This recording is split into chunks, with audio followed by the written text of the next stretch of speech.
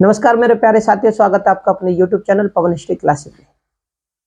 साथियों, आज हम जानेंगे मुगल कालीन वित्तीय व्यवस्था यानी मुद्रा प्रणाली के बारे में कि कौन कौन से शासकों ने किन किन प्रकार के सिक्के जो थे अपने शासन के दौरान प्रचलन में शुरू किए थे। तो मेरे प्यारे साथियों, चैनल नया है, इसे ज़्यादा से ज़्यादा लाइक, शेयर और सब्सक्राइब करें। मेरे प्यारे साथियों, पिछली वीडियो के माध्यम से हमने मुगल कालीन प्रशासनों के बारे में जाना था कि भाई मुगल बादशाह जो थे, मुगल बादशाहों से लेकर उत्तर मुगल कालीन बादशाहों तक का हमने अपनी पिछली वीडियो के माध्यम से जानकारियां जुटाई थी। उसका लिंक हमने डिस्क्रिप्शन बॉक्स में दिया हुआ, वहां पर जाकर आप हमारी सारी वीडियो को देख सकते हैं। तब हमने जाना था कि जो भी बादशाह थे यानी मुगल बादशाहों के, शुरू में हमने जाना था मुगल बादशाहों के बारे में कि इन बादशाहों ने किस प्रकार से शासन और सत्ता को ग्रहण किया था और किस प्रकार से शासन किया था। उसके बाद सारे बादशाहों के बाद जानकारी जुटाने के बाद में हमने उनके प्रशासन के बारे में जाना था, शुरू से यानी मुगल प्रशासन यानी बाबर से लेकर और औरंगजेब और उत्तर मुगल कालीन बादशाहों के प्रशासन के बारे में भी जाना था कि आखिर इन्होंने प्रशासन किस प्रकार से किया था, क्योंकि इन्होंने प्रशासन को भी कई भागों में बांटा था। जैसे कि एक उदाहरण के तौर पर मैं ये कह सकता हूं, क्योंकि मुगलों ने सबसे जैसे केंद्रीय प्रशासन, सूबे, प्रांत, सूबे, सरकार, जिले, परगने और गांव, ये 4 विभागों में यानी एक तरीके से अपने पूरे साम्राज्य को इन 4 विभागों में बांटा था। और इन विभागों के अंतर्गत कौन कौन से महत्वपूर्ण अधिकारी आते थे और उनके कौन कौन से महत्वपूर्ण कार्य होते थे जिनके आधार पर पेपरों में क्वेश्चन पूछे जाते हैं, उनके बारे में जाना था। प्रशासन से संबंधित जानने के बाद अब जो हम जानने की कोशिश कर रहे हैं वो ये कि मुगल काल में वित्तीय व्यवस्था यानी मुद्रा प्रणाली किस प्रकार से थी।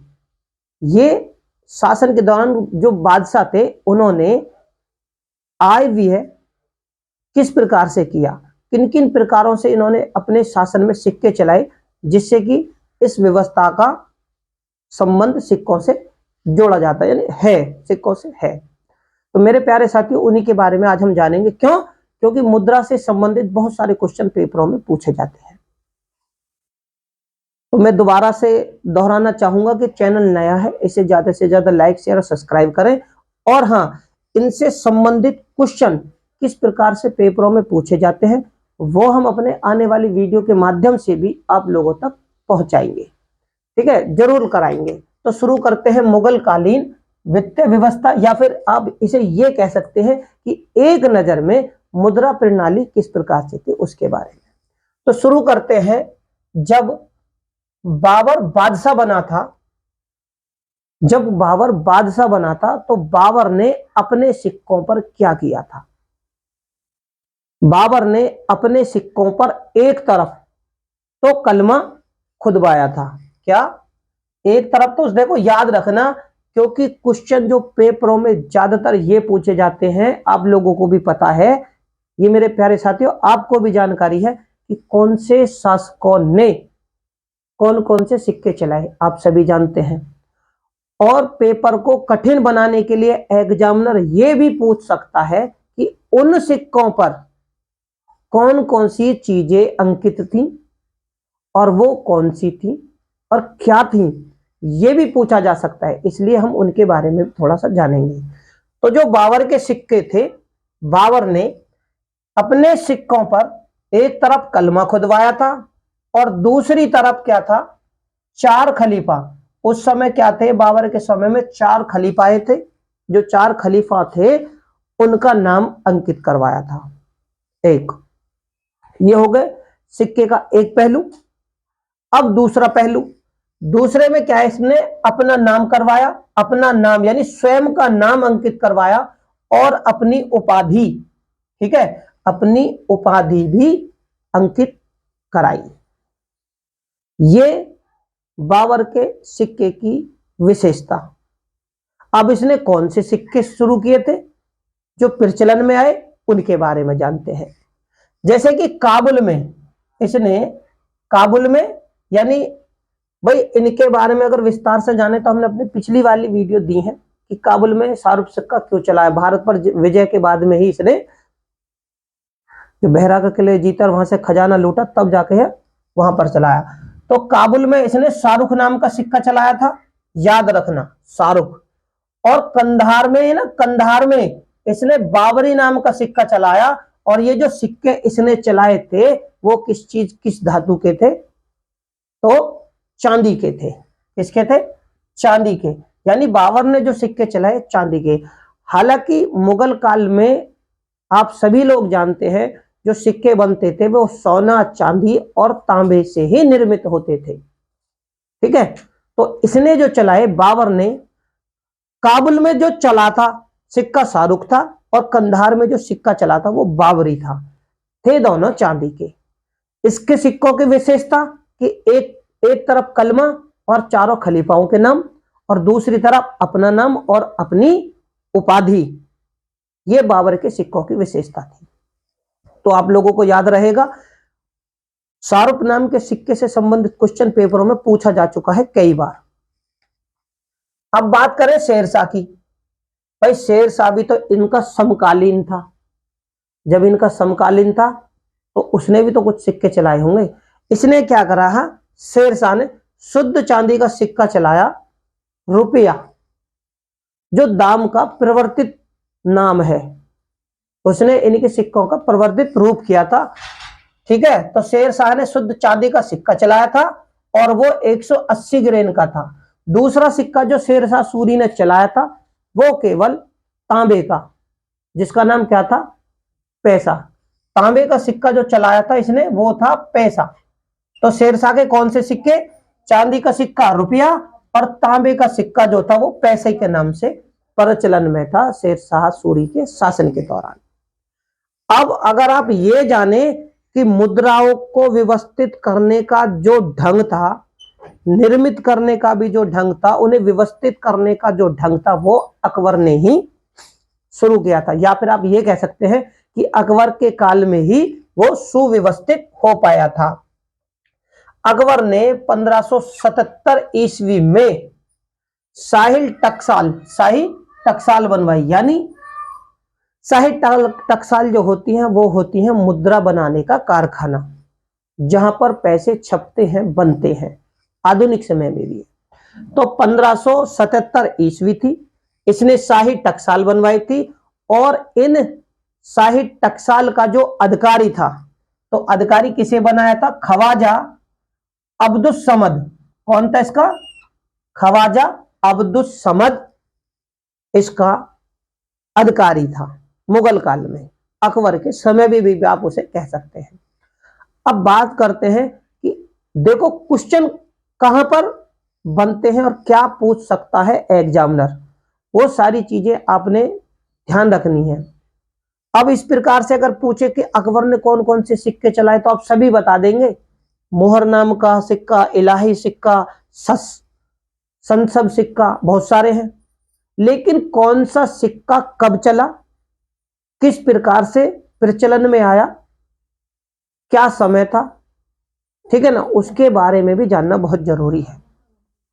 तो जब अकबर सिंहासन पर बैठा था, जब सिंहासन पर बैठा और अपने शासन के शुरू के वर्षों में, यानी प्रारंभिक वर्षों में, अकबर ने सबसे पहले जो सिक्का चलाया उसका नाम था मुहर।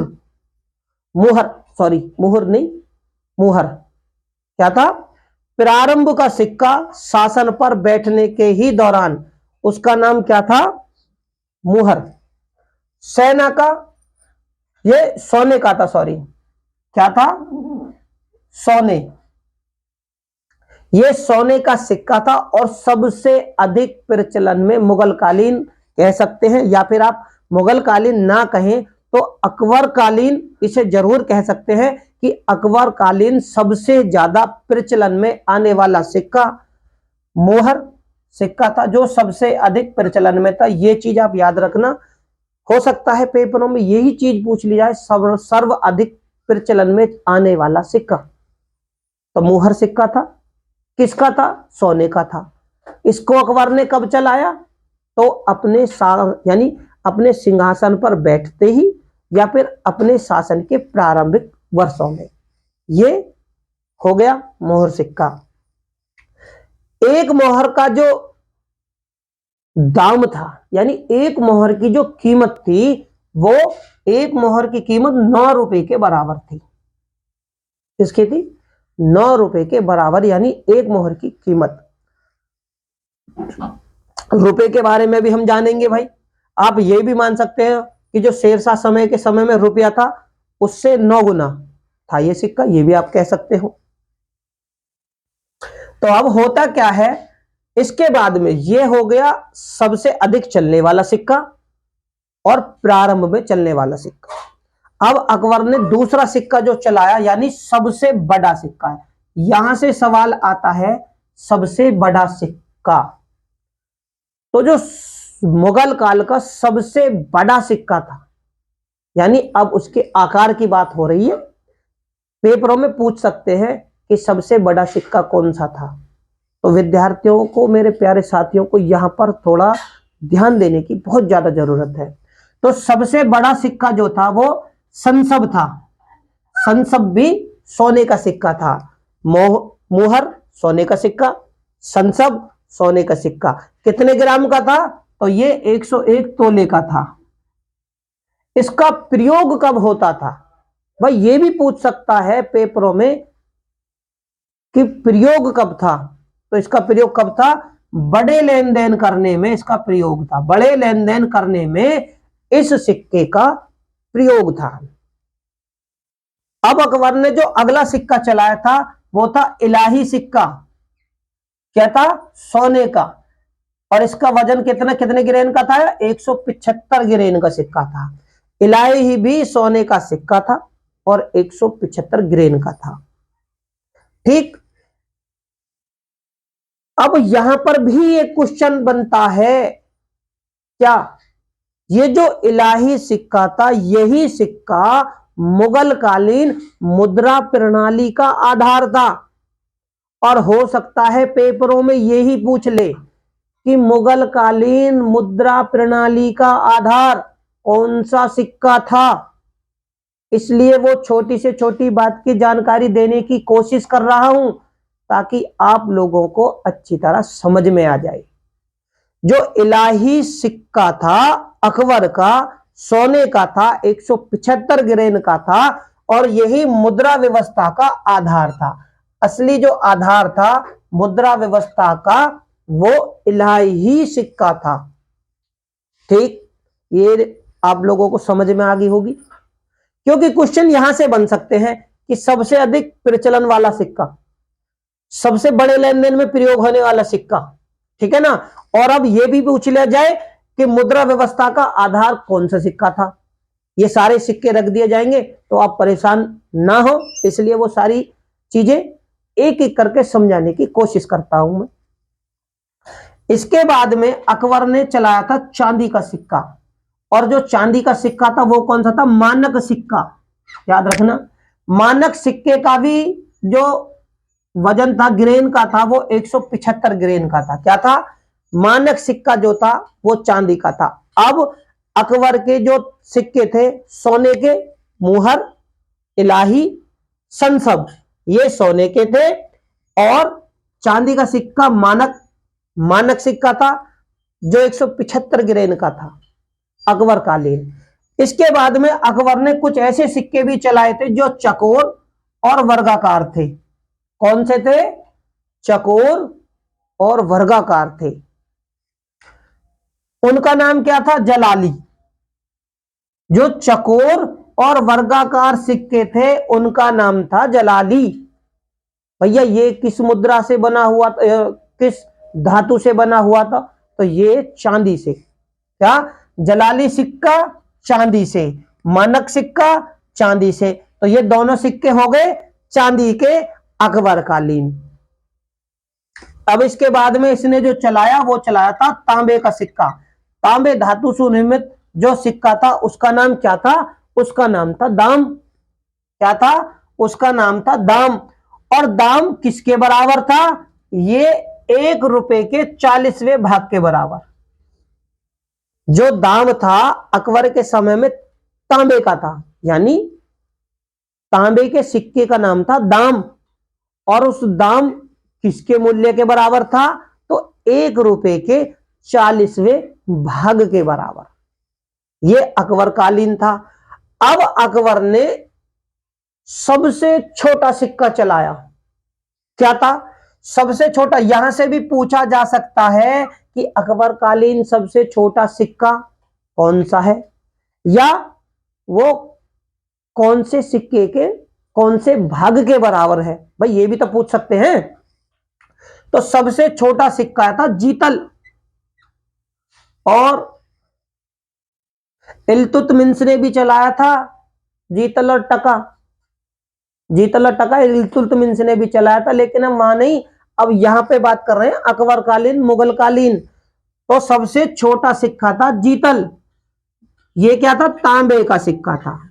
सबसे छोटे सिक्के का नाम था जीतल, धातु क्या थी?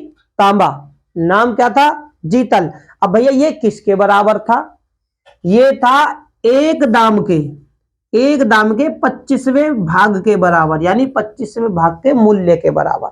अब दाम क्या था? दाम तांबे का था, तांबे का ही दाम था और तांबे का ही जीतल था, लेकिन इसकी जो कीमत थी वो 1 रुपए के 40वां भाग, और इसकी जो कीमत है एक दाम के 25वें भाग के बराबर। अब अकबरकालीन मैंने आपको बताया अकबरकालीन क्या था। अकबर के काल में ये इनका भाग था। इनका प्रयोग कब होता था? इनका प्रयोग जो होता था हिसाब किताब में होता था। इनका प्रयोग किसमें? हिसाब किताब में होता था, ठीक है ना। और सिक्के के रूप में इनका कोई अस्तित्व नहीं था। सिक्के के रूप में इन्हें कोई मान्यता नहीं थी, सिक्के के रूप में इनकी कोई मान्यता नहीं थी, लेकिन इन्हें क्या कहते थे? अब इसी का नाम, जीतल का नाम क्या था? फुलूस और पैसा भी इसे कहते थे। क्या कहते थे? अकबरकालीन फुलूस और पैसा इसका दूसरा नाम था। ये जानकारी भी आप लोगों का होना बहुत अनिवार्य है, पेपरों में कहीं से भी पूछ सकते हैं। अब बात करते हैं जो अकबरकालीन सिक्के थे, अकबर ने उन सिक्कों की विशेषता क्या थी?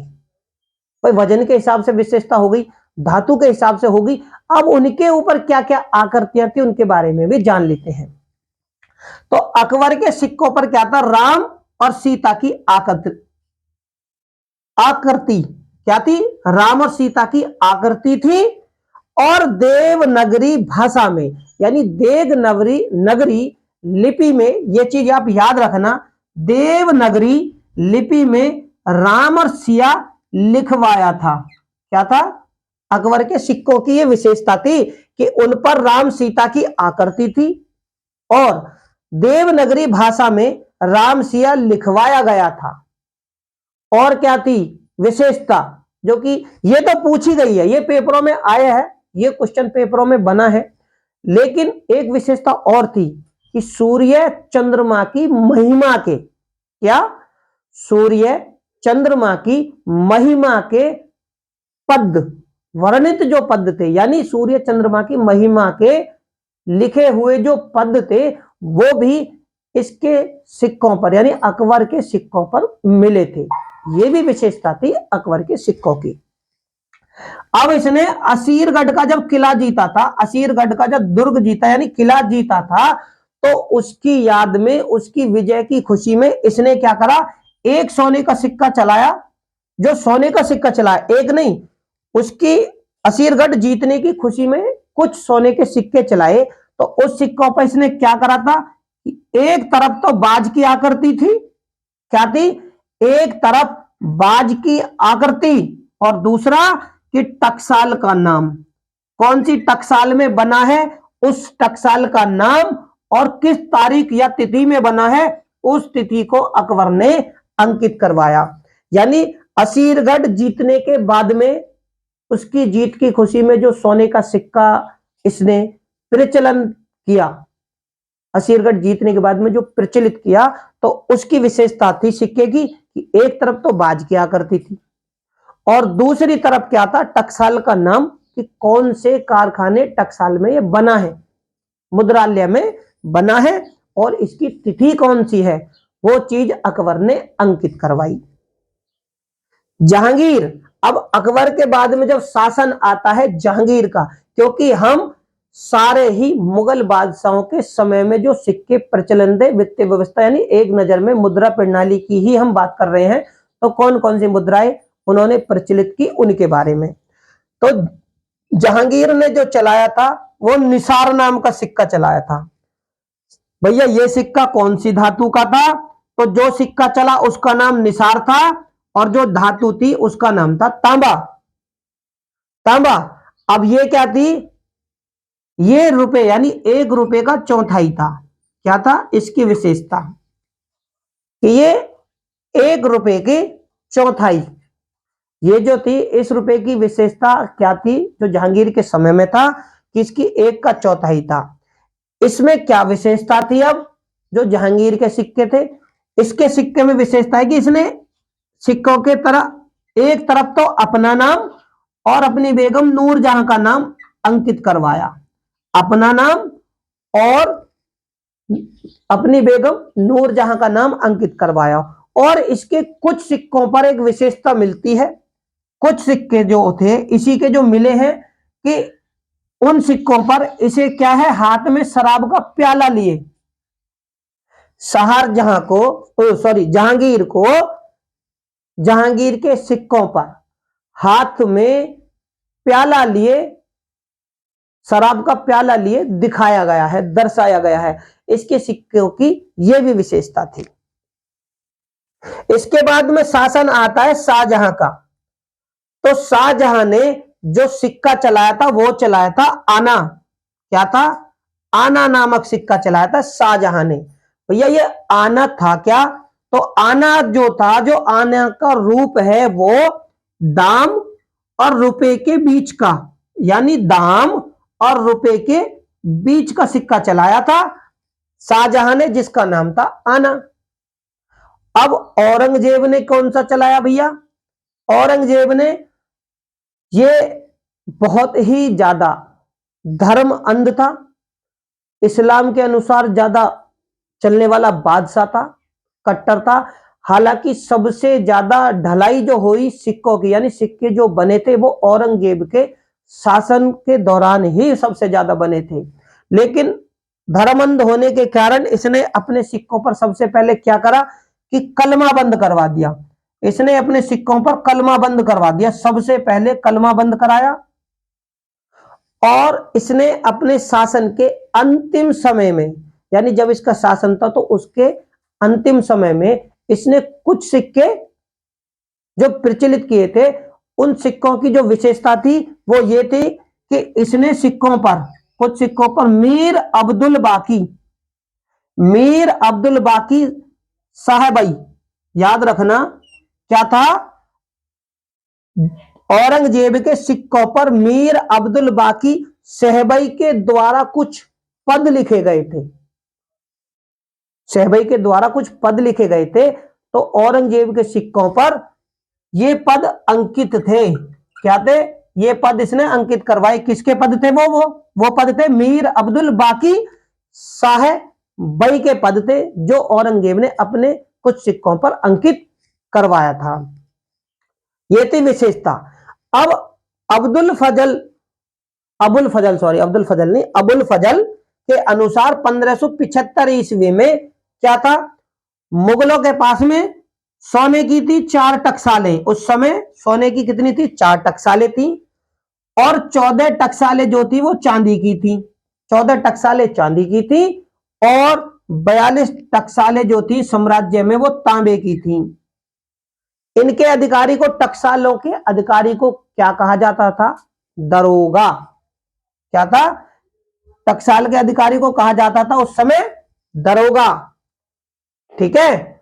और जबकि जो शाही टकसाल थी, ये टकसालें हो गई बहुत ज्यादा, जो शाही टकसालें थी, बड़ी टकसालें, उनका जो अधिकारी था ख्वाजा अब्दुल समद था। और इन टकसालों का अधिकारी जो वो दरोगा था। बात करते हैं मुगल कालीन माप तोल से संबंधित। भाई माप तोल के लिए क्या इस्तेमाल करते थे मुगल बादशाह? तो अकबर से पूर्व क्या था? अकबर से पूर्व जो माप तोल के लिए प्रयोग होता था, अकबर से पूर्व माप तोल के लिए प्रयोग होता था, वो था सिकंदरी गज। ठीक है, ये सिकंदरी गज कितनी का था? तो ये 39 अंगुल और 32 इंच का था। अब अकबर का शासन आ गया। जब अकबर का शासन आ गया तो अकबर ने क्या करा? इलाही गज शुरू किया। अकबर ने जो शुरू किया वो इलाही गज, और इलाही गज जो था वो 41 अंगुल और 33 इंच का था। 41 अंगुल 33 इंच का था। मोरलैंड के अनुसार, एक विद्वान है मोरलैंड, ठीक है, तो मोरलैंड क्या कहते हैं? मोरलैंड दक्षिण भारत में, मोरलैंड बताते हैं जब मुगल पूरे साम्राज्य भारत पर शासन कर रहे थे तो तभी दक्षिण भारत में नाप के लिए किसके लिए याद रखना? नाप के लिए, एक वस्तुओं की नाप के लिए क्या होता था? कोवाड का इस्तेमाल करते थे, जो किसका बना होता? कौन सी वस्तुओं नापने के लिए? सूती और ऊनी वस्तुओं को नापने के लिए। तो मोरलैंड जी इस चीज का व्याख्या करते हैं, जानकारी देते हैं कि दक्षिण भारत में नाप के लिए प्रयोग होने वाली जो वस्तु थी नापने के लिए वो थी कोवाड, जो कि सूती और ऊनी वस्तुओं को नापने में प्रयोग की जाती थी। अरबी व्यापारी क्या करते थे? अरबी जो व्यापारी थे जो कि समुद्र तट के किनारे रहते थे, अरब व्यापारी समुद्र तट पर जो रहते थे वो अपनी वस्तुओं के तोल के लिए क्या करते थे? भाई ये तो उस समय प्रचलन में थी कोवाड नाप के लिए। अब आती है तोल की बातें। तो अरबी व्यापारी जो थे, अरब के व्यापारी जो समुद्र तट पर रहते थे, वो तोल के लिए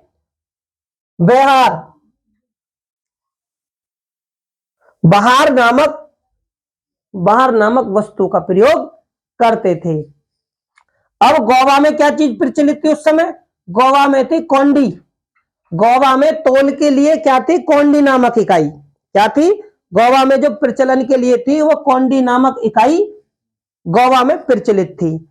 अब बात करें थोड़ी सी शाही सिवर की, जो थोड़ी सी महत्वपूर्ण लगी, तो वो जानकारी आपने देने मुझको उचित लगी, हो सकता है पेपरों में पूछ लिया जाए। तो जो शाही सिवर था, शाही सिवर, इसको क्या कहते हैं? इसको उर्दूए मोहल्ला कहते हैं शाही सिवर को। और ग्वालियर किले को क्या कहते हैं? ग्वालियर किले की क्या भी विशेषता है? ग्वालियर किले को शाही कारागार, ग्वालियर का जो किला है उसे शाही कारागार कहते हैं। लेकिन किसके लिए? मुगल विद्रोहियों का क्या था? ये कब्रगाह, मुगल विद्रोहियों का कब्रगाह, यानी कि जितने भी विद्रोही थे मुगलों के, तो उसे ग्वालियर के किले में एक शाही कारागार थी। उन विद्रोहियों को पकड़कर वहां पर लाया जाता था और वहीं पर उनकी मृत्यु हो जाती थी। इसलिए ग्वालियर के किले को शाही कारागार जो थी उसे मुगल विद्रोहियों की कब्रगाह कहा जाता है। तो मेरे प्यारे साथियों, उम्मीद करता हूं आपको मुगल कालीन वित्तीय व्यवस्था यानी मुद्रा प्रणाली के बारे में विस्तार से जानकारी मिली होगी, क्योंकि कौन कौन से शासकों ने कौन कौन से प्रकार के सिक्के प्रचलित किए थे। ठीक है, तो मेरे प्यारे साथियों, उम्मीद करता हूं आपको विस्तार से जानकारी मिली होगी। मेरे प्यारे साथियों, चैनल नया है, इसे ज्यादा से ज्यादा लाइक, शेयर और सब्सक्राइब करें। बेल आइकन को दबाना बिल्कुल भी ना भूलें। डिस्क्रिप्शन बॉक्स में मैंने लिंक दिया हुआ है, वहां पर जाकर आप हमारी सारी वीडियो को देख सकते हैं और इनसे संबंधित क्वेश्चन किस प्रकार से पेपरों में पूछे जाते हैं वो हम अपने आने वाली वीडियो के माध्यम से आप लोगों तक जरूर पहुंचाएंगे। धन्यवाद।